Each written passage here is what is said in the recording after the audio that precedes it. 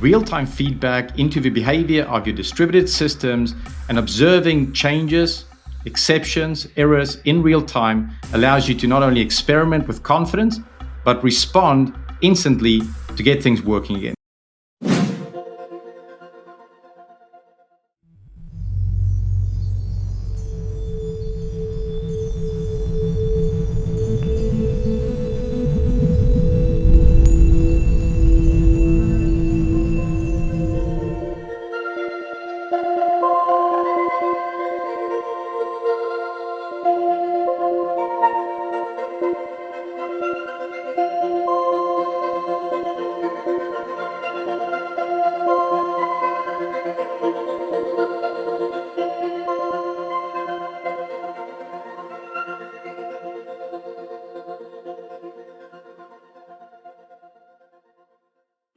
Hello friends, thank you everybody for taking the time to join our session. Today with you, it's me, Soumen Chatterjee, Partner Solution Architect, AWS, and my colleague Nathalie, Senior Applied Scientist, AWS, taking you through the chaos engineering at the age of AI and AML. We all know that AI is omnipresent in our everyday life. Embedded AI is embraced in almost all types of business fabric. AI is at the heart of everything we do. Chaos engineering, on the other hand, has become a no-brainer testing approach. Adversarial ML techniques and attacks vectors raises the unique question if ML model testing still benefit from chaos engineering approach. How do we adopt the chaos engineering strategies within ML lifecycle? This session will guide you through building an approach of chaos engineering at the age of AI and ML. Let's quickly take you through the key topics or our agenda today in the session. Everything fails all the time. Introducing machine learning and its complexity, model performs and predicts, may not fail. Adversarial ML introduces significant business impact. AWS SageMaker, model debug and monitoring, chaos engineering as a continuum, product thinking versus every time, everywhere. Can you guess what will happen here? There is a man walking, then decide to go over the fence. Let's see what happens.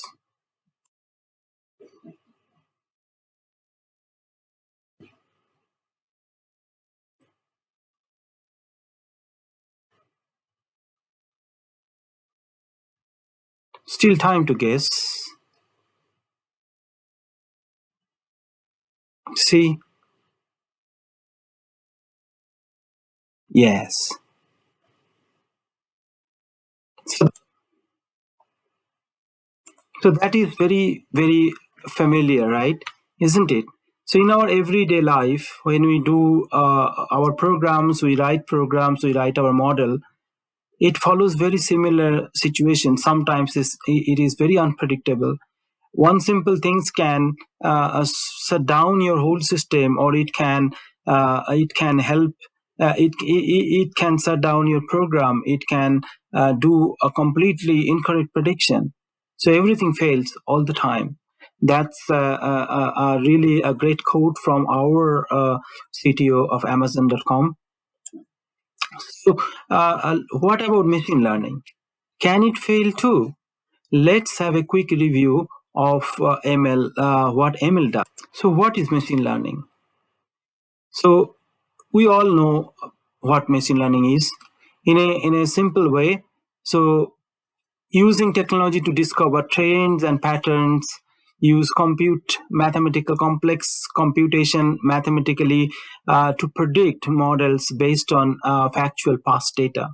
So past data, statistics, and probability theory are the key tools used to build machine learning models and make predictions. So where traditional business analytics aims at answering questions about past events, machine learning aims at answering questions about the possibilities or probabilities of the future events. So when to use machine learning? There are four key categories, I would say, where we tend to use machine learning more than anything else. So category 1 is use ML when you can't code it. So complex tasks where deterministic solutions don't suffice, like recognizing speech or images. Category 2, use ML when you can't scale it. So replace repetitive tasks needing human-like expertise. Example would be recommendations, spam, fraud detection, machine translation. Category 3 is where you need to adapt or personalize, like recommendation engine or personalization engine.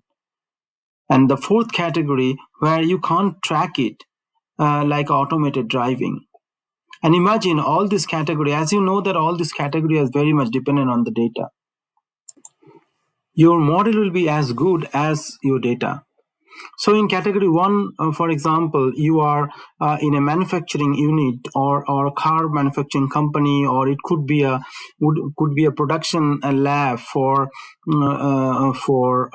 any fast moving goods or any or food supply company.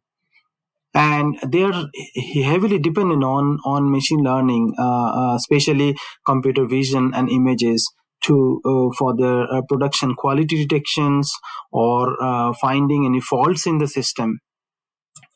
And guess what? If you get a program which manipulates your model through a different set of data input, and then that will change the prediction or the behavior of your model, and that will be fatal. Sometimes that could be fatal, right? If it is a manufacturing company and you are not able to detect your production issues through the images, that could be a fatal things.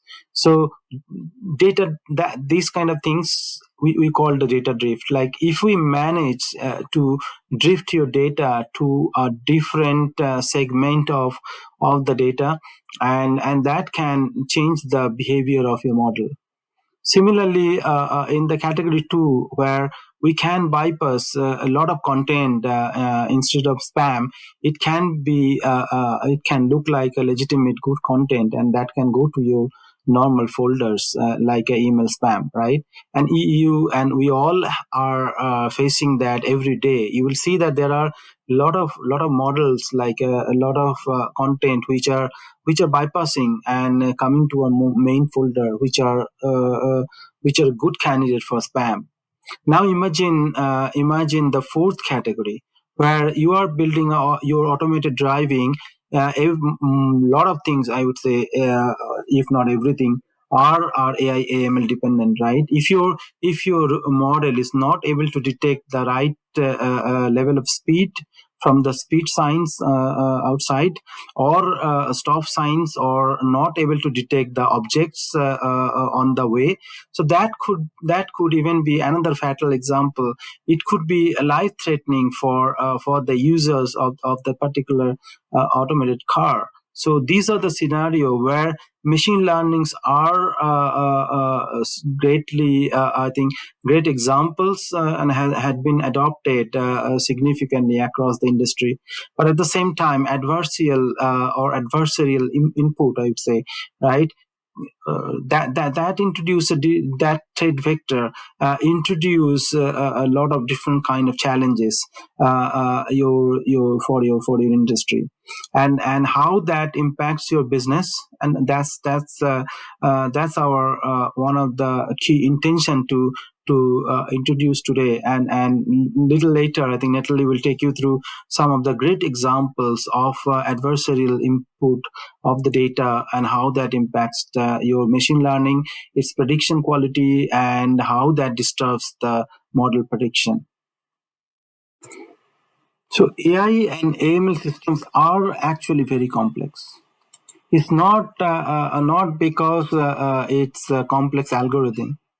It is because it's iterative, and it has got many steps, especially the stage 1 itself, like preparation or prepared stage, right? Where you collect and prepare training data. And this data, one of the key criteria for this data for a very successful or accurate, or I would say high performing models, you need to have representative data or samples you need to collect, and that's not an easy stage actually. So the building is relatively easy in terms of the model for which you call the algorithm, right? Or that's the heart of your code, but that's not heart of the whole thing. So model or algorithm is just a one part of the successful ML ecosystem. So data, how you train it or how you tune it, and how you manage your iterations, how you train and debug are the key part for any successful model deploy or delivery. And then how you manage and scale and monitor its predictions and accuracy quality. So that is another complex aspect of a successful full model. So traditional software and program testing. So traditional programs are deterministic, as you all know, right? So it's based on a fixed set of heuristic rules. Generally, testing traditional software includes unit testing, regression, and integration testing. But in our ML system, in the world of ML systems are not heuristics. They are stochastics and probabilistic.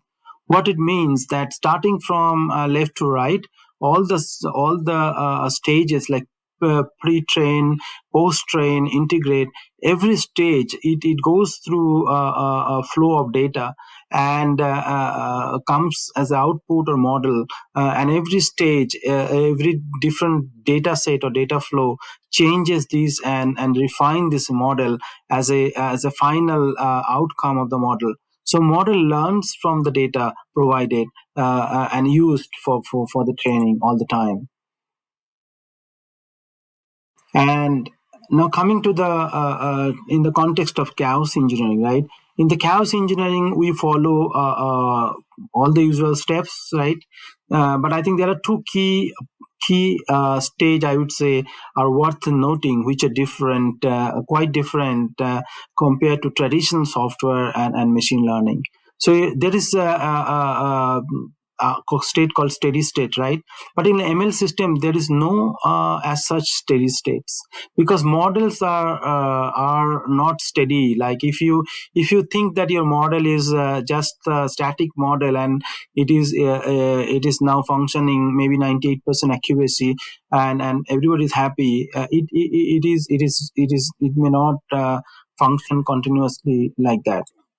Similarly, the verify stage, we inspect metrics and plots summarizing model performance, not like verifying certain test that it passed or failed. So it is quite different, especially these two stage compared to any other software and models. So moving to the next one, so model evaluation and model test.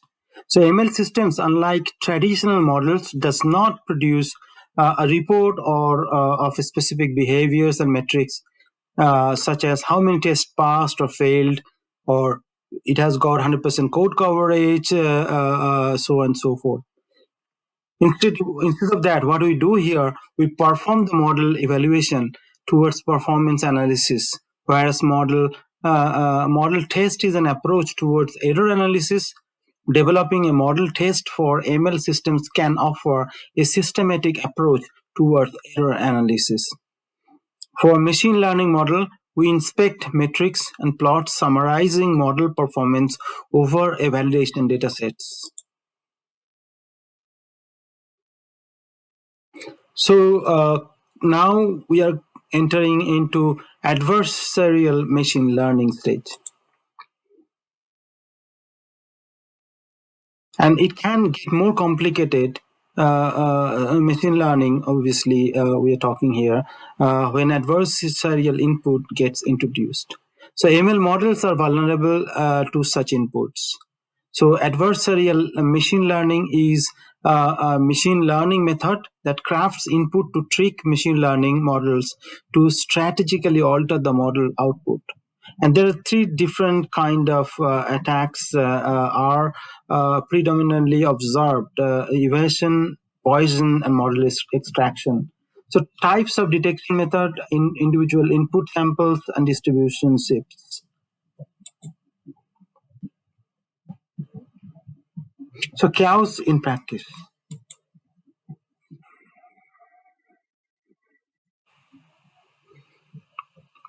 I think watch this for another few seconds, and you will really enjoy it.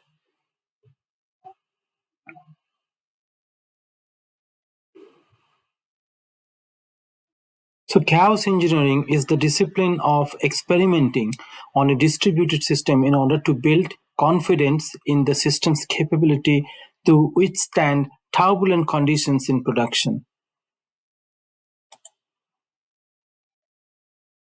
Break your system on purpose. Find out their weakness and fix them before they break when least expected. So I'm going to hand over to my colleague Nathalie now. She will take you through how to detect adversarial samples. She has prepared a few fantastic examples from our lab. She will also take you through our AWS SageMaker tools for model monitoring, debugging, and how to handle adversarial input in our model management and in model lifecycle. Over to you, Nathalie. Thank you. Let's start with an example first. Quite often, adversarial samples are very sophisticated and difficult to distinguish from normal samples. On this slide here, I'm showing you an image that I have been taken from the Caltech 101 test dataset. We can see that the model correctly predicts the image class starfish. Next, I use the same image and I apply an attack on this image. I'm using the attack technique PGD, which stands for Projected Gradient Descent. This technique uses an epsilon parameter to define the amount of noise that is added to the input. The higher the amount of noise, the more likely the attack is going to be successful.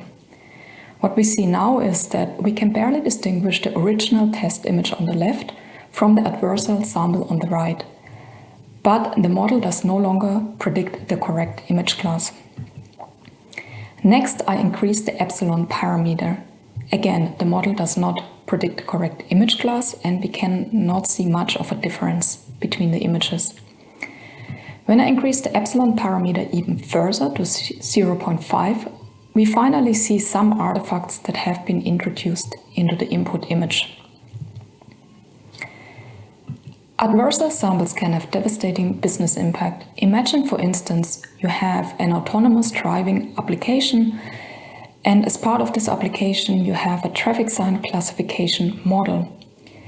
The image that I'm showing here is taken from the German traffic sign dataset.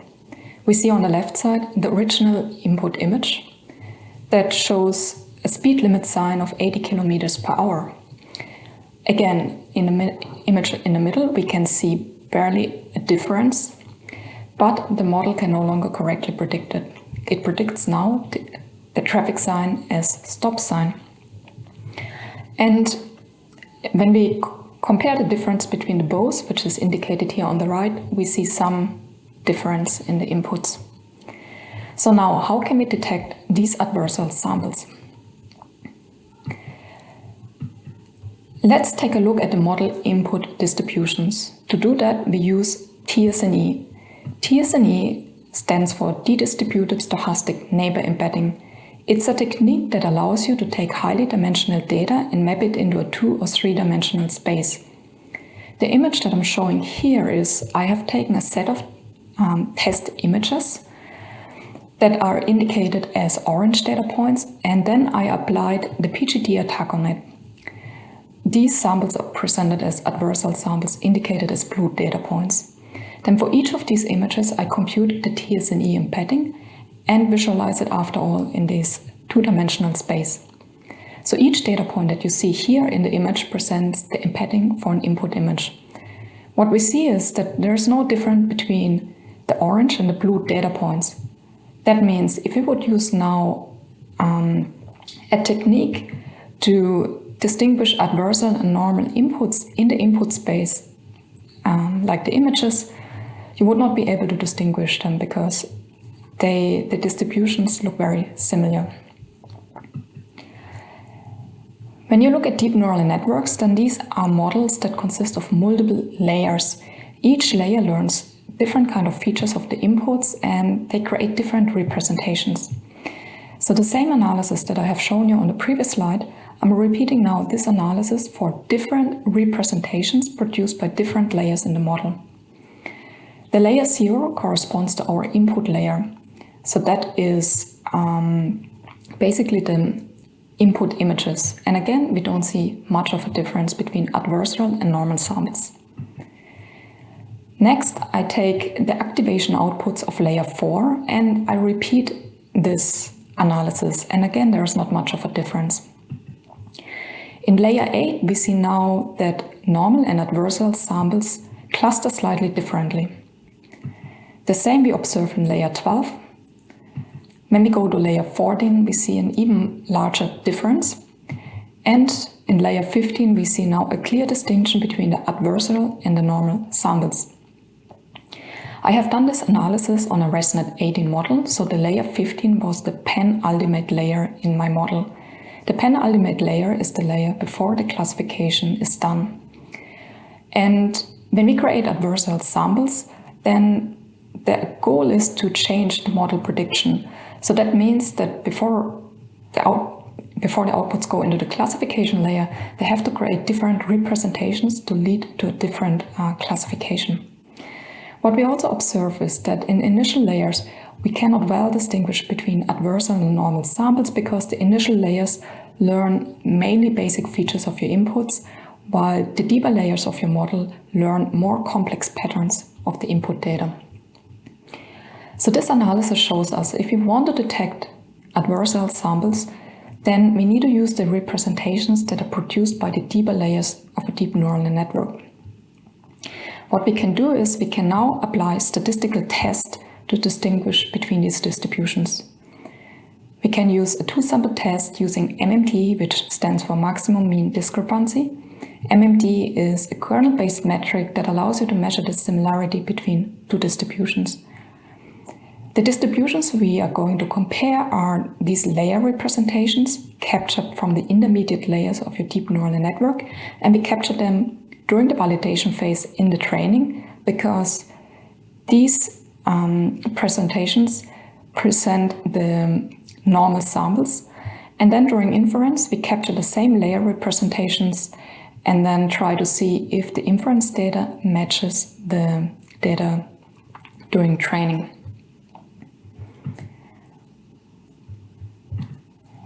Now I would like to show you how you can detect adversarial inputs using Amazon SageMaker Model Monitor and Debugger. So basically the analysis that I have shown on the previous slide, we are now going to deploy on Amazon SageMaker and run it in production. First, let me give just a brief overview of what Amazon SageMaker is. SageMaker is our fully managed machine learning service that you can use to more easily build, train, and deploy machine learning models. When you think about machine learning, then it's not just about creating and training a model, but there are many different steps involved. For instance, you need to create training dataset, you need to build and train models, you need to perform hyperparameter tuning, then you maybe want to compile the model for faster inference, and then you need to deploy the model to the cloud or to the edge. Amazon SageMaker provides features for each different step in this machine learning lifecycle. And as part of the workflow that I'm going to show in a few slides, the main features I'm going to use is SageMaker Debugger and SageMaker Model Monitor. Let's take a brief look at what SageMaker Model Monitor is. Model Monitor is a feature of Amazon SageMaker that allows you to detect data drift. So once you have trained a model on Amazon SageMaker, you can now deploy it as an endpoint. Now, when users are interacting with your endpoint, Model Monitor will now automatically capture requests and predictions and upload them to the Amazon S3 bucket. Model Monitor will also create a baseline processing job. It basically takes the training data and computes some statistics on it. So for instance, assume you have a tabular dataset. Now this baseline processing job will check the different columns in your tabular dataset, such as the min and max value, average. And then in the deployment phase, you can now specify a scheduled monitoring job that will run once an hour or once a day. You can specify the monitoring interval.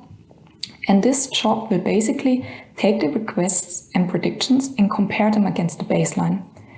As an example, let's assume in your tabular dataset, column 1 was always between a value of 0 and 10 during training, and now during inference it has a value of -100 to +100. Model Monitor would automatically detect this problem and record these violations and statistics in an output file that is uploaded to Amazon S3, and it will also publish some metrics to Amazon CloudWatch.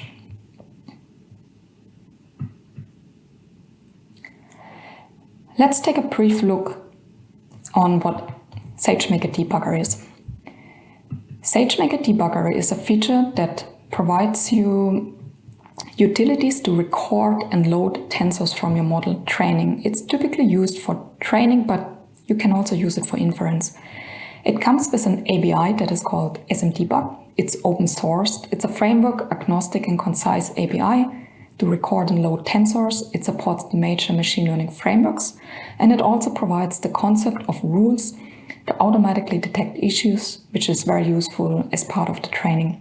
You can also customize and extend SageMaker Debugger. If you use Debugger as part of Amazon SageMaker, you can use built-in rules as well as offload the rule analysis to separate instances and specify rule actions and notifications. As part of the workflow to detect adversarial inputs, I mainly use the SMDebug API to capture the layer representations. Let's take a briefer look at the SMDebug API. So with just a few lines of code, you can enable Debugger to capture certain layers from your model. So as we have shown on the previous slides, I was analyzing the TSNE embeddings, and that I computed on the different representations produced by the deep neural network. I use the activation outputs. So what I do, I specify now a debugger hook configuration where I can just specify a regular expression of all the tensors that I want to have collected, and I specify the output path where this data should be uploaded to. So with just a few lines of code, I can now enable debugger and capture this data. And then once you have captured the data, you can easily access the data using the same API. You specify where the data has been recorded, and with that object that is created, the trial object, you can now start iterating over all the different inference requests that have been recorded, access the tensor, and then do a computation on that.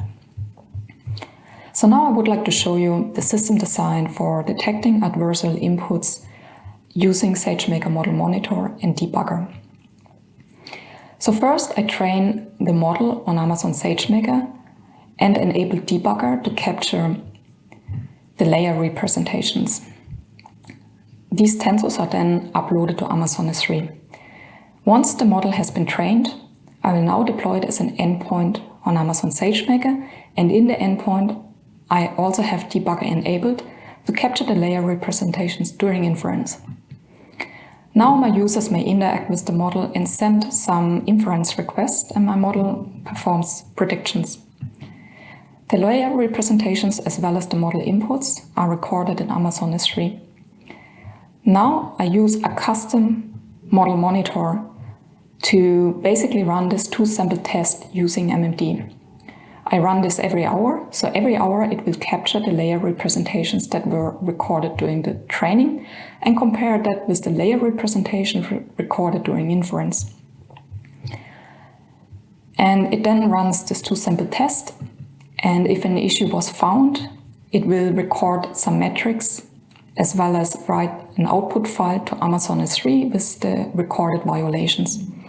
And basically this custom model monitor will now output the result of which kind of images have been the most likely adversarial. So as a user, you can then download this file from Amazon S3 and perform some further investigations. You can also use Amazon SageMaker Studio to get some further insights. Amazon SageMaker Studio is a machine learning IDE, and you can check, for instance, the execution of each of these model monitoring jobs. What we see here is that in the first hour, the model monitoring job did not find any issue. And in a subsequent hour, I sent adversarial samples against the endpoint, so an issue was detected by model monitor. The custom model monitoring container also outputs some metrics to Amazon CloudWatch. Metrics such as the inference request process and a detection rate that is indicated as orange line here, that indicates how many of these inference requests were detected as adversarial.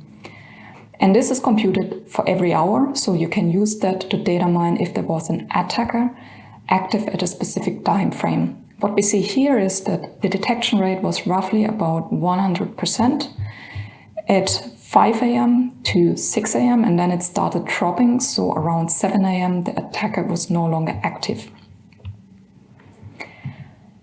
SageMaker Debugger stores the tensors in Amazon S3, so as a further analysis you can now, with just a few lines of code, use the SMDebugger API to do some further analysis.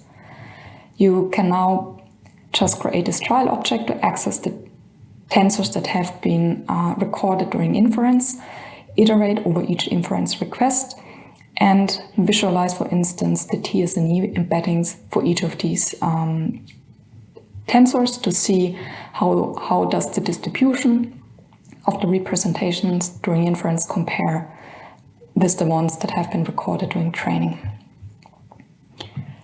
With that, I would like to conclude my session.